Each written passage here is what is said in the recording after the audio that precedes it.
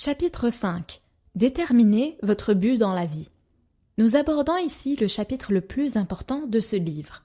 De sa compréhension et de sa bonne mise en pratique dépendra votre succès ou votre non-succès.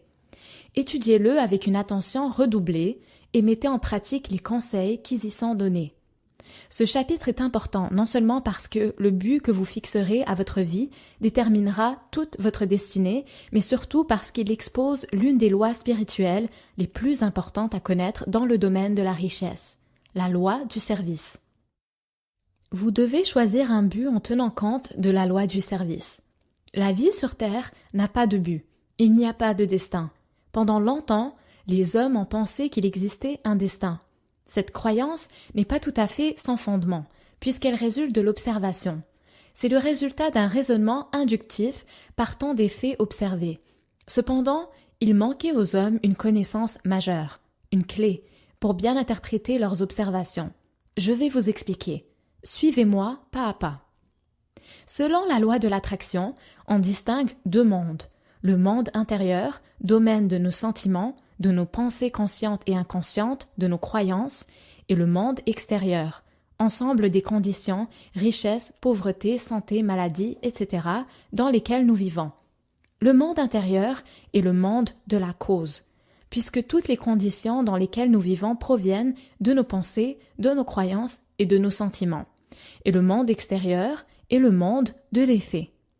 Lorsqu'on observe uniquement le monde de l'effet, et c'est ce que les hommes ont fait pendant des millénaires, on constate que tout ce qui se passe dans la vie d'un homme suit un schéma qui semble préétabli, et ce schéma est impossible à modifier. Ainsi, les hommes ont conclu à l'existence d'un destin. Pour eux, il existerait un tableau noir dans le ciel où Dieu aurait écrit la destinée de chaque homme sur terre. Et nul ne peut changer sa destinée. En réalité, ce tableau noir existe bel et bien, mais pas dans le ciel.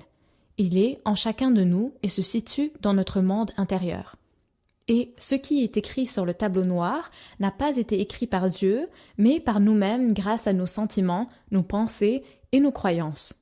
Nous ne pouvons pas modifier notre vie à partir du monde de l'effet, le monde extérieur, mais nous pouvons le faire aisément à partir du monde intérieur. Il n'y a donc pas de destin, pas de but préétabli pour la vie de l'homme. La fonction de l'homme est justement de fixer un but à sa vie. Faites bien la différence entre fonction et but. Un avion vole, c'est sa fonction. Mais son but est de déplacer les personnes et les objets d'un point A à un point B. Lorsque vous ne fixez pas de but à votre vie, votre existence vous échappe. Vous êtes comme un navire fantôme ballotté au gré des flots sans aucun cap précis. Il faut par conséquent fixer un but à sa vie. Cependant, avant d'opérer ce choix, vous devez tenir compte des trois lois spirituelles suivantes. La loi de survie universelle. Nous faisons partie d'un grand tout, tant au plan physique qu'au plan spirituel, voir la première partie de ce livre. Par conséquent, les parties ne peuvent se contrarier l'une l'autre ou contrarier le grand tout. C'est la loi de survie universelle. Votre but ne peut aller contre les intérêts d'une autre personne ou contre le mouvement en avant du grand tout. L'esprit exercé sait que chaque transaction doit bénéficier à toute personne liée, de quelque manière que ce soit, à la transaction, et que toute tentative de profiter de la faiblesse, de l'ignorance ou de la nécessité d'autrui tournera inévitablement à son désavantage. Charles F. Hannell.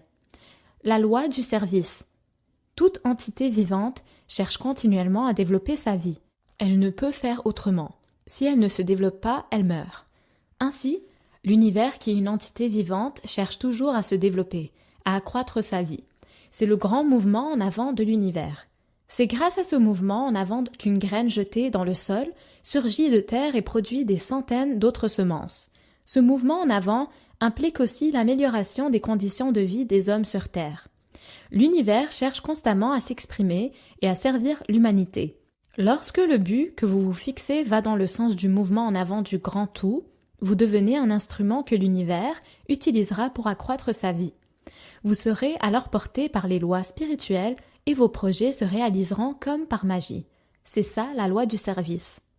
Je suppose que vous connaissez la loi de l'attraction. Il s'agit d'une des plus importantes lois spirituelles. Selon la loi de l'attraction, vos pensées créent votre vie. Ceux qui enseignent la loi de l'attraction précisent que les pensées positives sont des centaines de fois plus puissantes que les pensées négatives. Pourquoi? Pourquoi les pensées positives sont-elles plus puissantes pour créer votre réalité? C'est parce que la loi de l'attraction, comme toutes les lois spirituelles, est conçue de façon à servir l'homme, à favoriser le mouvement en avant du grand tout. Albert Schweitzer, médecin et philosophe, prix Nobel de la paix 1952, déclarait ceci: « Les seuls d'entre nous qui seront vraiment heureux sont ceux qui auront cherché et trouvé le moyen d'être utiles aux autres. » La loi du dharma. On appelle dharma ou talent unique ce qu'un individu fait de mieux que les autres. Chaque personne excelle dans un certain domaine. Chacun de nous a des aptitudes un peu plus développées pour certaines activités que pour d'autres. Votre dharma est une activité que vous aimez, une activité qui, pour vous, est une passion.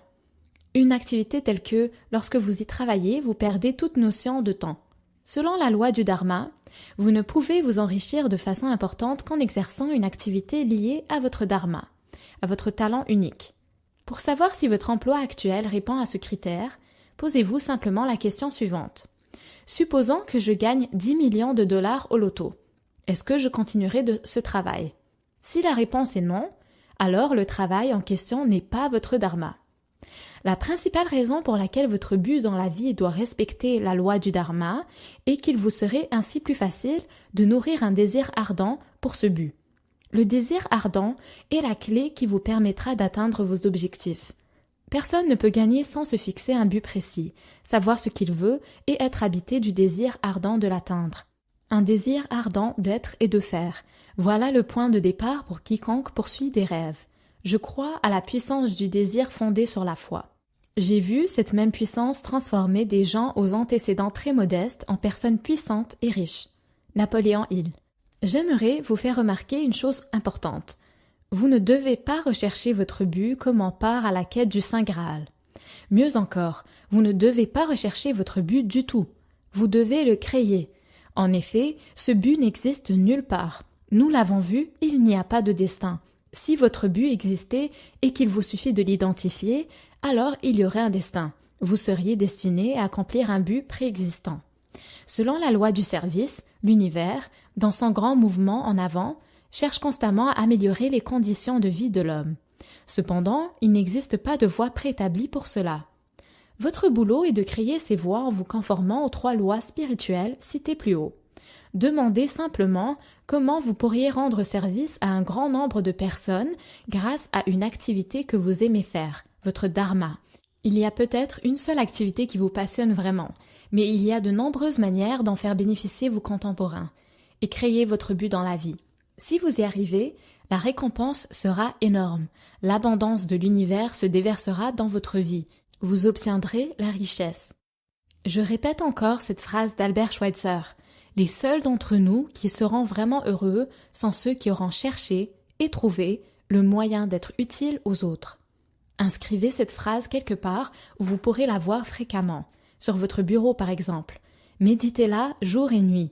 Cette phrase comporte la clé de votre réussite.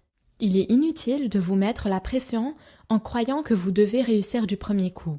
Ce genre de pression ne peut que vous entraîner vers l'échec, car il génère beaucoup de tension en vous.